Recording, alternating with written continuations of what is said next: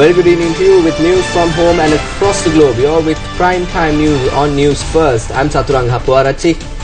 And I'm Dasni Athada. Here's a look at tonight's headlines.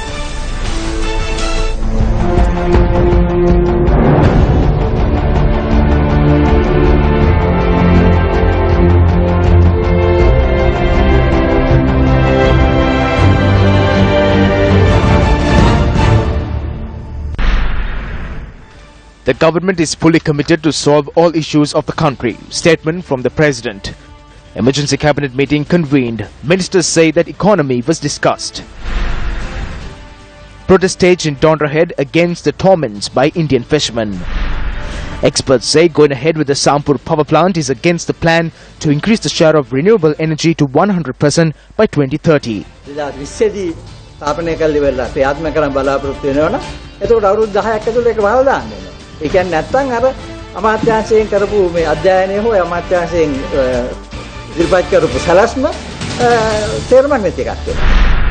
Another shooting in Colombo, one shot dead.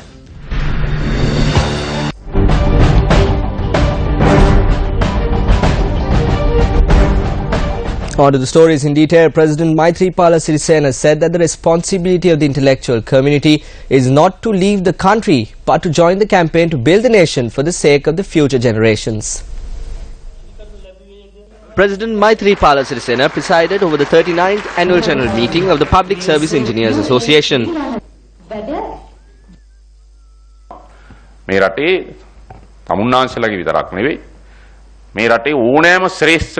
This country does not only belong to you. We are aware that there is a wage issue in every state sector in every nation.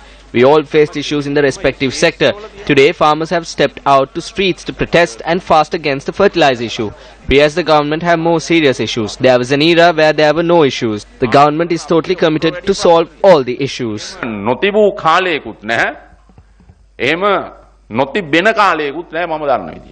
රටක් විදිහට ඒ සම්බන්ධයෙන් කළ යුතු කාර්යය කරන්න පුළුවන් උපරිම විදිහට අපි ඉෂ්ට. President Maithripala Sirisena presided over a special cabinet meeting today which focused mainly on the economy of the country. The special cabinet meeting which took place this evening at the President's office lasted for almost 2 hours.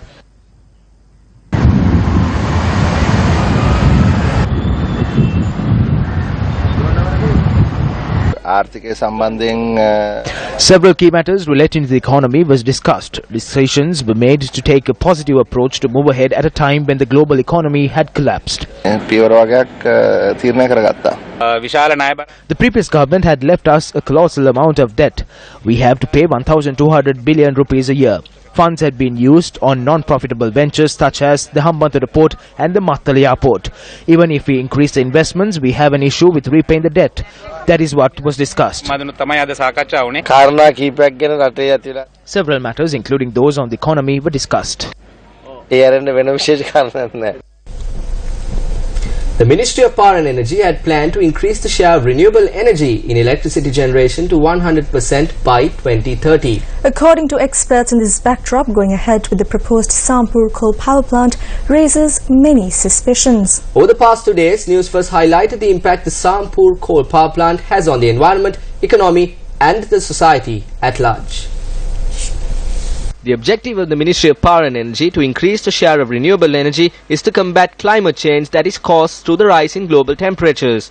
Last year, the Ministry of Power and Energy introduced the Sri Lanka Energy Sector Development Plan for a knowledge-based economy from 2015 to 2025, aimed with a vision to capture the full potential of all renewable resources and increase the share of renewable energy in electricity generation to 100% by the year 2030.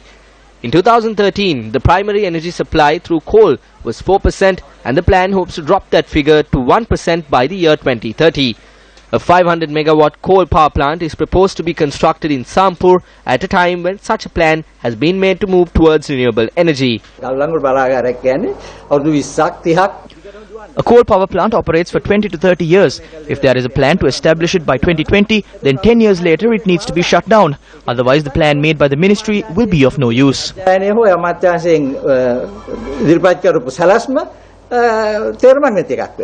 Some add that the agreement between India and Sri Lanka over the construction of the Sampur coal power plant also has issues.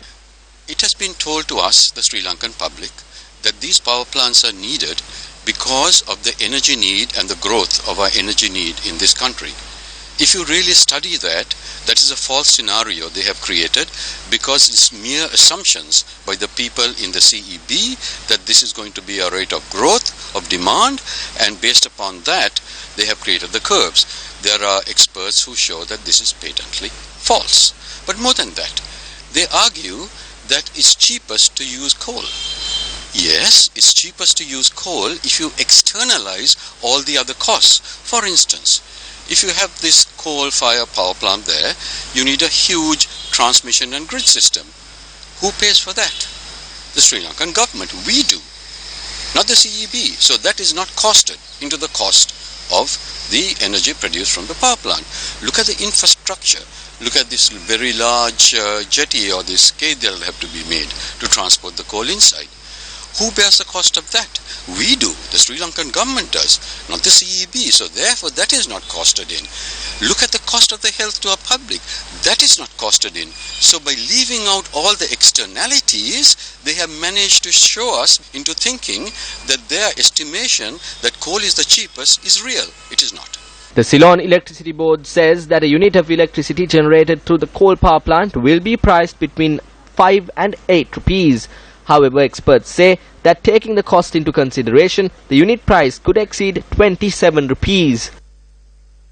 The production cost is not the only thing that needs to be considered.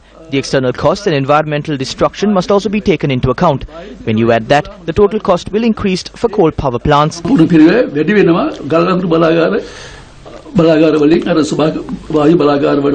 Experts say that rather than falling victim to health issues that arise due to coal power plants, places like Sampur must be used to generate green electricity that will not cause economical and environmental harm. Why is Sri Lanka collecting such waste when there is an alternative? Clear air is a great source. We must not accept these projects under the influence of India. This is not good for the nation. We must tell India that we do not need coal and what we need is an alternative. Sampur is a great place for a wind power plant.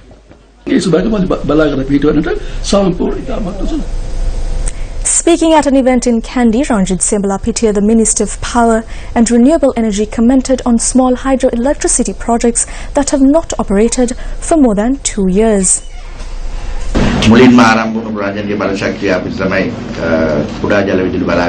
The first renewable energy projects were the small-scale hydropower plants. There's an issue in that as well. There are persons who have been holding on these permits. These permits have been changing hands. Electricity is not generated, but the sale of permits is taking place in a large scale. Some are sold beyond the limits of the company. The Secretary and I will release a circular today. All projects that have been in an idle state for more than 2 years will be cancelled. We will give them a grace period of a month to present justifiable reasons and appeals. We will call for open bidding. We will undertake this task until the day we can provide electricity through renewable energy and reduce the electricity bill of the general public. The News First come at the door-to-door campaign, an initiative aimed at being a voice for the unheard people who are facing a plethora of issues, marked Day 10 today.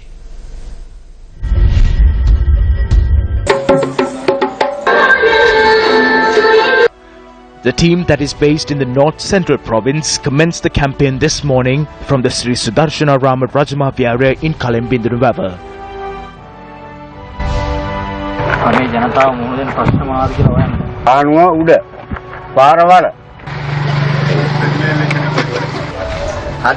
If a person falls ill suddenly, we have to go either to Kakirava or Yakalla. If a pregnant mother is taken, that person will give birth when you reach the Bund on the tar road. The team visited a number of remote villages including Kalembindunuwava, Thavrakulama and Dambuliyaya, where the locals' primary concern was unemployment and the dilapidated road system. The team came across this Weber woman who not only lost her soldier son to the war but is also deprived of his pension.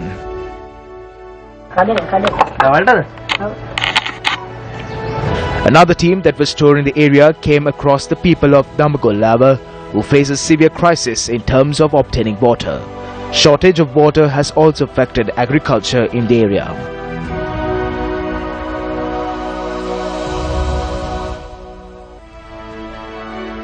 Every year, about 25 to 30 acres are worked on for both the Yala and the Maha seasons. This time around, the water is not enough to cultivate even an acre monthly.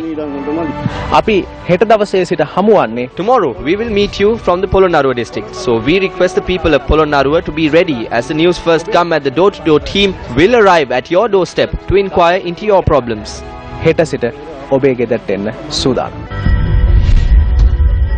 The team based in the northern province commenced the campaign from the Pallimunne area in Mana. The main source of income of those living around the lagoon is fishing. However, as sand has filled the lagoon, these fishermen are forced to carry the heavy boats on their shoulders and walk 800 meters to the water, and to do the same when the boats return with the catch. Today, we visited the Pallimunne lagoon and we spoke to the fishermen here. They say that the water which I am standing right here, which is touching my ankle, will reduce slowly during the first 5 months of the year, and it will be a plain ground until it reaches the boats you see there, the faraway boats there. These fishermen have to carry the weight of a boat which is about 300 kilograms to that point where they could sail the boat off to the sea. The News First Come Mother door-to-door campaign, which is touring the southern province, reached out to the rural villages following religious observances at the Angunakola Vava historic Rajamahavyaraya. A woman who was present raised a serious concern, and the News First team immediately set off to her residence. The team came across this child who had excelled in the grade 5 scholarship examination. However, due to many obstacles, the education of this child had come to a standstill. Take a look at this house. This is the best example to show the living standards of the people who live in this village. There are many houses such as this. This lady here brought to us a more sorrowful story. My elder daughter passed the scholarship examination and she is receiving education currently at the Bodhagama Mahavidyalaya. I do not have the means to fund the education of both my children. My husband is a thalassemia patient. My kin is the reason I live, at least in this manner. And that is how my 2 children and I live. When visiting Madunagala, News First came across this extraordinary individual. On the 10th consecutive day of the Gammatha door-to-door campaign, we have now reached the Madunagala area in Hambantota. I have with me DG Sumanananda, also very well known as Madunagala Ali Sumane. He has played a major role in helping the residents of the area to overcome the problems caused by the wild elephants. One of the main concerns in this area is the destruction caused by the wild elephants, such as destroying the houses, and also they even face difficulties to engage in their cultivation activities. DG Sumanananda is most famous as Madunagala Ali Sumane. He is one who had captured several of the elephant calves in Sri Lanka that were gifted to the international leaders, and is currently working for the Department of Wildlife to ensure that elephant poaching is stopped. Those days, the Madunagala forest ran up to the Yala reserve. Later development projects came about and this forest was trapped, making it a lone forest. The elephants in the Madunagala forest were taken away after a large operation. At that point, only 15 to 20 single elephants were left here. This was informed to the Wildlife Department and it was asked that they be taken away. At the end, this forest was surrounded by the Mahaveli Development Project.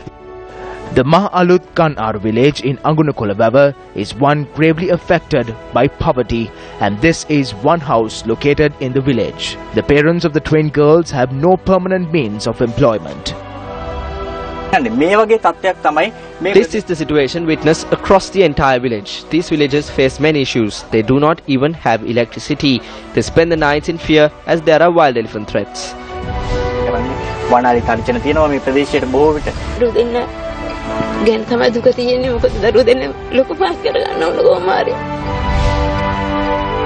I fear for my children. I have to somehow bring these children up. My husband becomes sick all the time. If someone can please help us to build a house.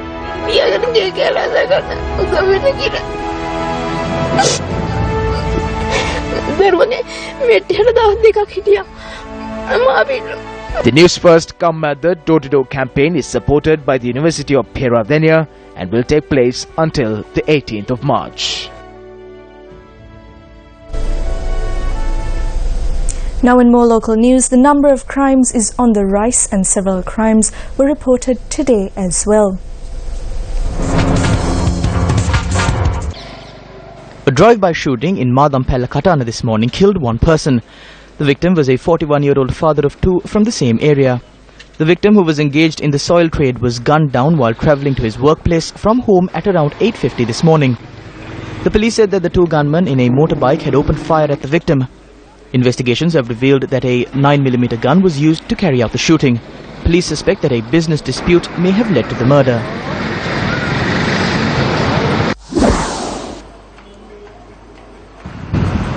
₹1.5 million was stolen from a financial institute in the Jaila town this morning. The police stated that two individuals in the car park had attacked the cashier when he was carrying the money outside. A police investigation is underway to identify the thieves. The injured cashier is receiving treatment at the Colombo North Teaching Hospital in Ragama.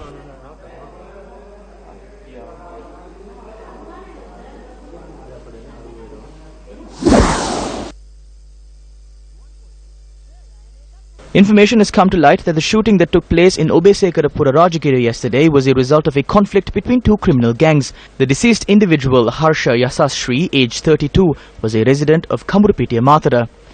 According to the police, the victim was a suspect in a number of crimes, including the murder of former Southern Provincial Councillor Danny Hittatia. The body of the victim is to be taken to his residence in Kamurupitiya tonight.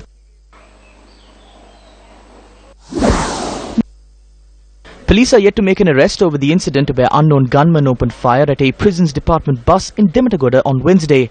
Chaminda Jailath alias Dematagoda Chaminda, the third suspect of the Bharat Lakshman murder case, was injured in the shooting.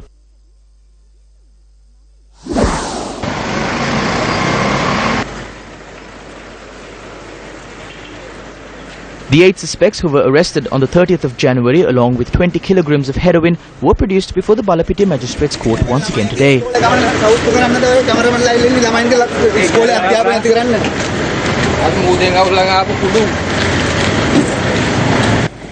The magistrate ordered that the suspects be remanded till the 18th of this month. 5 members of an extortion ring in Tangol have been arrested by the police. According to the police, among the arrested was a retired military sergeant. The suspects were arrested for threatening the general manager of the school for the deaf and blind in Pulum over the phone and attempting to extort a sum of 50,000 rupees. It has been reported that these 5 individuals have also threatened and extorted money from the managers of banks and other establishments. The suspects were ordered to be remanded until the 9th of this month after being produced before the Tangol Magistrates Court today.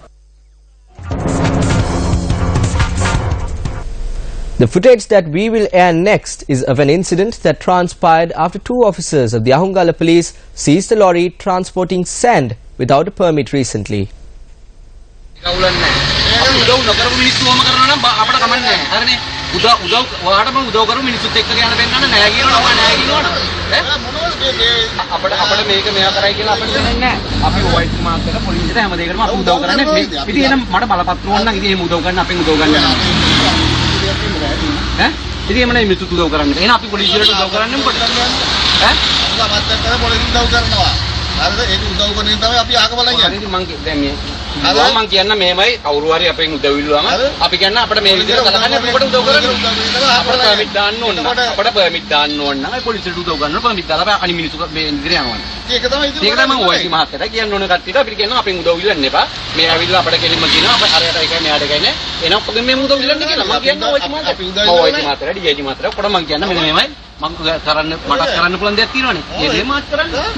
When we looked into the matter, it was revealed that the said lorry has been released. A housing scheme for public servants was inaugurated in Boralla today. 660 homes are being constructed near the Boralla Oval grounds for state employees. The project is spearheaded by the Ministry of Megapolis and Western Development.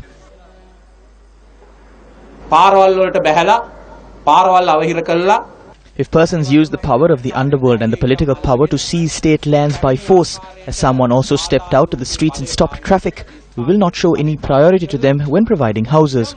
Some attempted to be heroes before the media. That is fine and they have got the right to do so. But we too have a responsibility. Starting from the 1st of January, if anyone had seized state lands, they will not be given priority when providing houses. We are once again witnessing the incidents surrounding the underworld and the seizing of lands through intimidation. The government will not allow such things to take place. The Hambantota District Development Committee meeting convened today. The meeting was held under the auspices of the co-chairs of the Development Committee Chamal Rajapaksha and Minister Sajith Premadasa. There is a certain level of criticism against the Hambantota Port, the International Airport and a number of other large-scale development projects. However, we as a government have understood that all these projects were initiated under foreign loans. In such a backdrop, as a government, we are bound to reactivate these projects and ensure their success. UMP MP SM Marikar presided over an event in Kolonnawa today.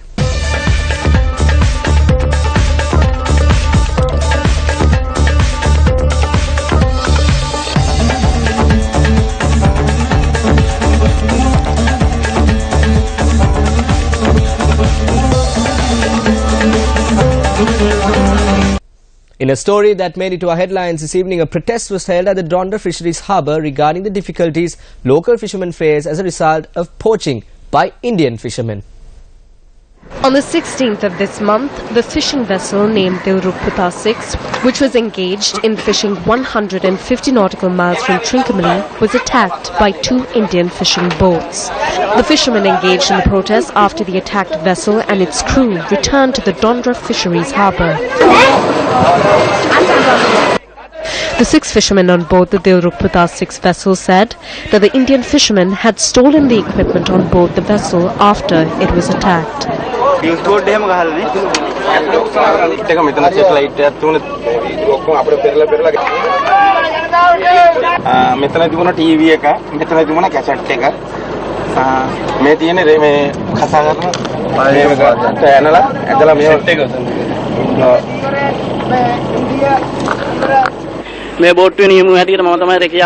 I captained this boat. When we were doing our job, 2 Indian boats came and attacked us and destroyed our vessel. Since the vessel was damaged, we stopped the vessel and we did not see them approaching us. The other boat stopped on this side of our vessel and the Indian fishermen got onto our boat with big knives and batons and they made us sit and robbed all our equipment, including all our food. They also robbed all of the documents that were on board at that time. We were left with no food to eat. The fishermen pointed out that they continue to face difficulties from Indian fishermen.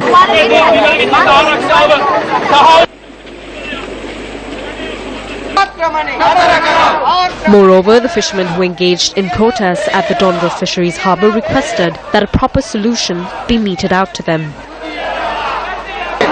Following the protest at the Dondra Fisheries Harbour, the fishermen arrived at the Dondra Vishnu Temple and engaged in protest.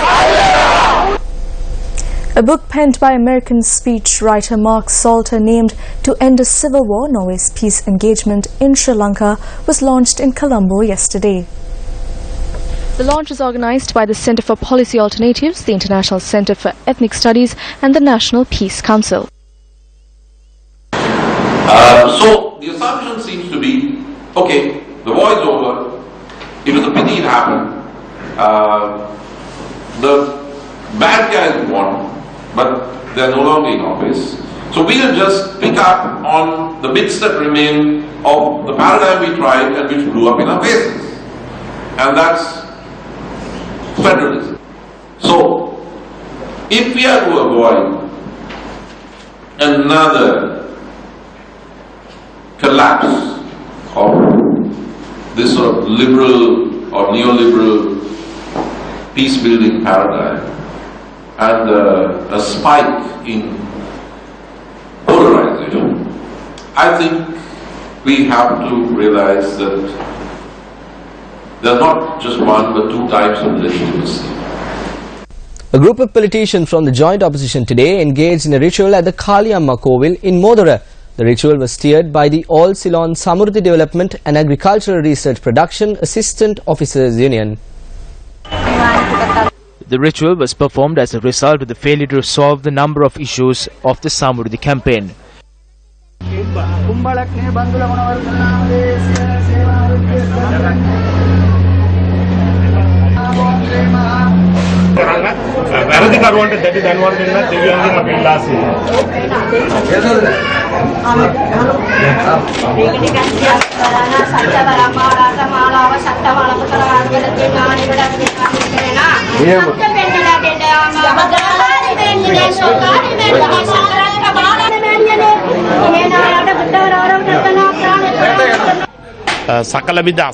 During a time where unfairness has constrained political freedom as well as religious freedom, we engaged in this ritual to seek the holy blessings of the gods on our third freedom struggle.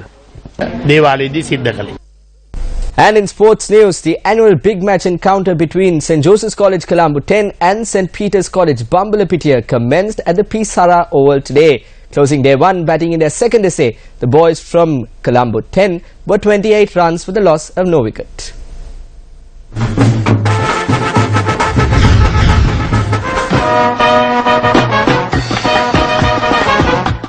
The 82nd edition of the Battle of Saints commenced today. St. Joseph's College is captained by Sandruan Rodrigo, while St. Peter's College is captained by Vinu Mohoti. Invited to bat first after losing the toss, St. Peter's College made a mammoth 304 in their first innings of 60 overs.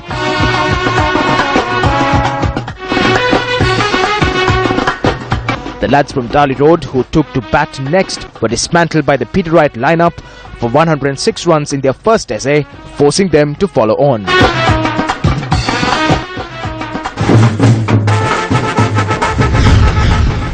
Six persons were injured after a pickup with a group of students from a popular school in Colombo toppled.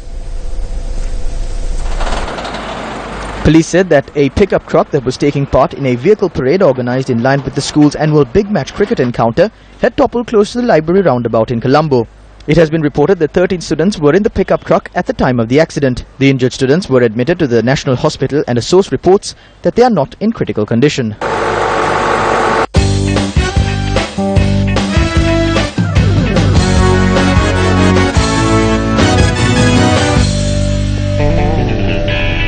And that's a wrap of Primetime News tonight. I'm Dasmiyat Halder. I'm Saturang Hapuarati. Take care and good night.